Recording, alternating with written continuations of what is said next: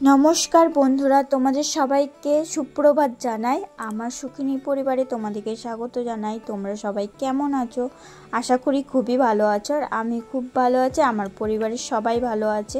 আর এখন আজকের ব্লগটা সকাল থেকে শুরু করে দিয়েছি। এখন বাজে 6:10-15। আমি সকালবেলায় ঘুম থেকে উঠে বাসি কাজটা সেরে পুজো দিয়ে দিলাম। আজকে যেহেতু বৃহস্পতিবার, সকাল সকাল পুজো দিয়ে দিয়েছি।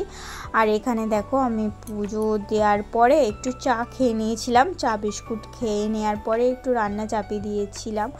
সকাল সকালই রান্না চাপিয়ে দিয়েছিলাম। আর এখন আমার রান্না কমপ্লিট হয়ে গেছে। আর এখন দেখো, আজকে যেহেতু বৃহস্পতিবার, সব কিছু নিরামিষ হয়েছে।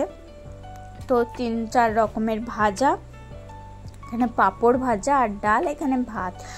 আর আজকে সকাল সকাল রান্না করার একটাই উদ্দেশ্য, আমাদের এখানে গাজন চলছে, তোমাদেরকে এর আগে বলেছিলাম। তো সেই গাজন দেখতেই আমরা সবাই বেরিয়ে পড়েছি।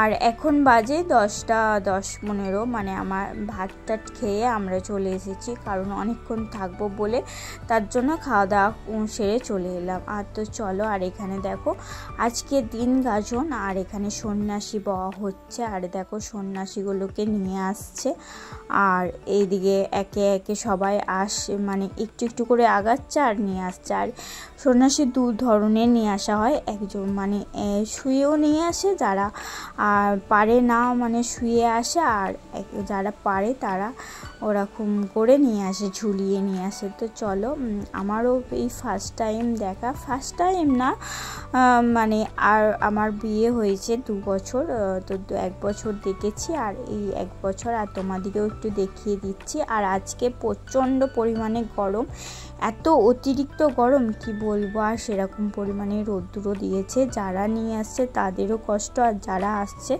তাদেরও কষ্ট। দেখো এখানে ঝুলে আসাটাও কতটা কষ্টর ব্যাপার।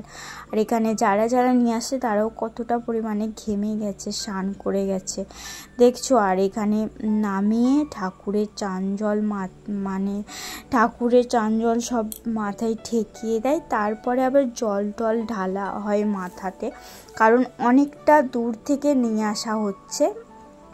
তো অনেকক্ষণ ধরে আসা হচ্ছে ওরকমভাবে, তারপরে শরীরটা খারাপ হয়ে যায়, আর তার জন্য মাথায় জল ঢালা হয়, পাখা হাওয়া করা হয়, মানে এখান থেকে শরীর নিয়ে যেয়ে করা হয়, কারণ একে একে তো আসতেই থাকছে, মানে একে একে এখানটা খালি না করলে আবার তো অসুবিধাও আছে।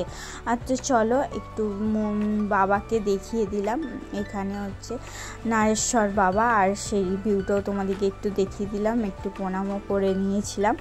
আর এখানে দেখো এক একে সবাই আসছে, সন্ন্যাসী বয়ে বয়ে, এক একজন এক একটা এতে উদ্ধসেবা, এটাকে বলে উদ্ধসেবা বওয়া। তো এটা শাল কাট করে বয়ে নিয়ে আসছে। এইটা আগের দিনকে রাত্রিরে, মানে রাত গাজনের দিনকে সারা রাত ধরে পুজো হয়েছে এই শাল কাঠটা। আর তারপরে সন্ন্যাসীরাও পুজো দিয়েছে, মানে সন্ন্যাসীরা চারধারে বসে পুজো দিয়েছে, তারপরে হচ্ছে এটা জাগানো হয়েছে। তারপরে আবার আজকে দিন গাজনের দিনকে এরকম সন্ন্যাসী বওয়া হচ্ছে, মানে ওটা ফুল পুকুর বলে, ওখান থেকে স্নান টান করিয়ে ওরকম করে নিয়ে আসা হচ্ছে। আমি এখন ওই ফুল পুকুরে যাওয়া হয়নি, আর গেলে পরে তোমাদেরকে দেখাবো।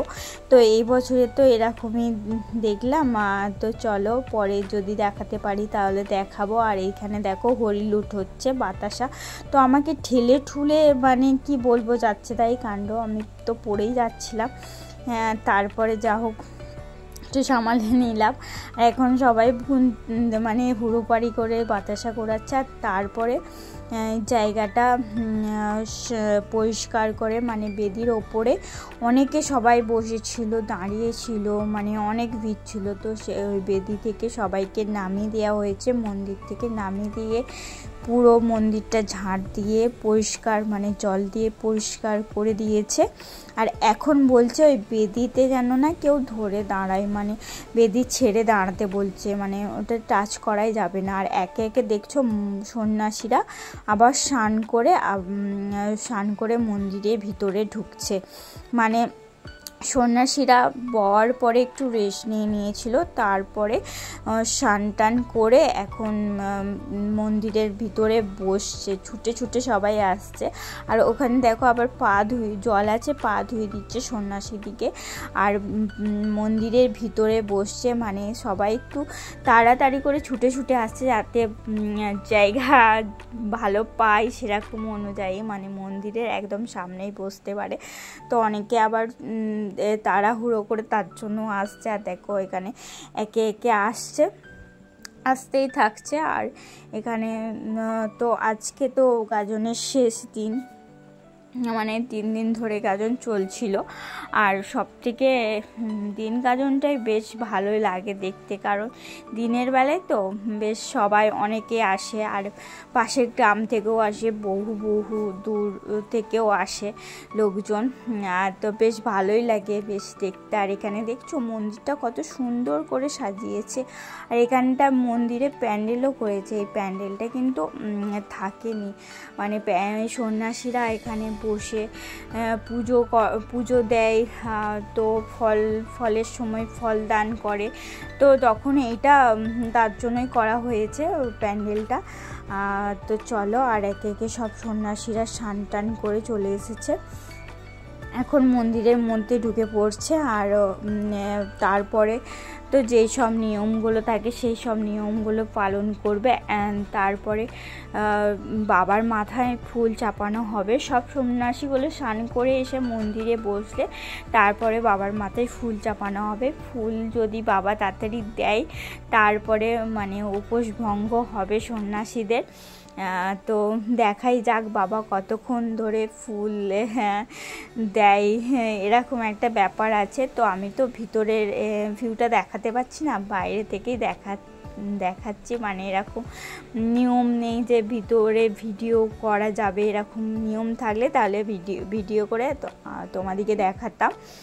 তো চলো বাইরে থেকেই দেখাচ্ছি। আর এখানে দেখো মন্দিরের ভিতরে সবাই ঢুকে যাচ্ছে, আর মন্দিরটা তো খুব সুন্দরভাবে সাজিয়েছে। আর এইদিকে দেখো আমি আর মা আর আমি দুজনে এসেছি, আর সবাই এসেছিলো, সবাই এতক্ষণ ধরে ওয়েট মানে আমরা এসেছি 10:30, এখন বাজে 2:30। তো এতক্ষণ দাঁড়িয়ে সবারই পা আলা হয়ে গেছে বলে সবাই বাড়ি চলে গেছে। আর আমি আর মা আছি, মাকে বললাম একটু থাকি, বেশ ভালোই লাগছে দেখতে। আর এখানে দেখো সন্ন্যাসীরা সবাই বসে আছে, আর বাবার মাথায় ফুল চাপানো হয়েছে। বাবা কিন্তু এখনও ফুল দিচ্ছে না, তো দেখা যাক বাবা কখন ফুল দেয়, আর সবাই তার জন্য অপেক্ষা করে আছে।